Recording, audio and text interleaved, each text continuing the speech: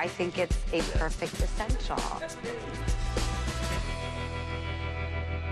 We deliberated before the movie whether we should bring this up before the film or after, but about Hitchcock making his cameo appearance. For anyone who didn't catch it, explain Hitchcock in this movie. Well, as my husband pointed out to me, it's on the newspaper that they're reading on the boat, which is so clever and amazing because that is one of the things I get the most excited about is Alfred Hitchcock cameos. I think my favorite one still is in The Birds, where he comes out of the pet shop with the poodles. But I just got so excited when I saw how cleverly he inserted himself. How is Alfred Hitchcock going to get on this boat in the middle of the ocean? He puts himself in the newspaper. Yeah, a lot of wonderful touches in this movie.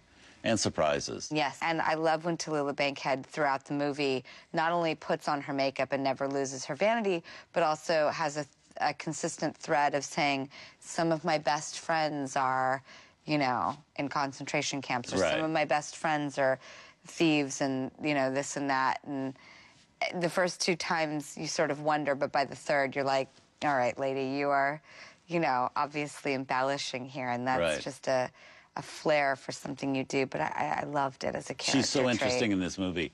And you can also kind of see why Tallulah Bankhead would not be probably a popular movie actress. She's too strong for the screen. She's very strong. Yeah, she would have to be very carefully cast. And there were other people in Hollywood, like the Betty Davises of the world, who could play those parts, that already had an audience and everything. But she's so perfectly cast in this. And she did win that year the New York Film Critics Award as Best Actress for Lifeboat. She didn't get an Oscar nomination, but she did from the New York Film Critics. And she's really good in the movie. Yeah, she's perfect in this movie. But tough to be around. Well, moving on. Here's a look at what we have coming up next time on The Essentials.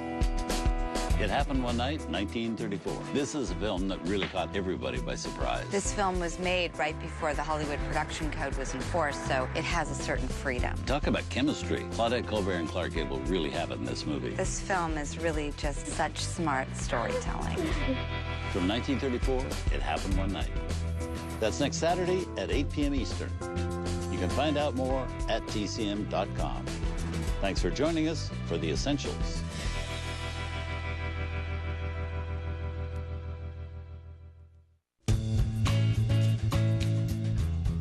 Tonight on Turner Classic Movies, Tyrone Power rocks an overcrowded lifeboat, an abandoned ship.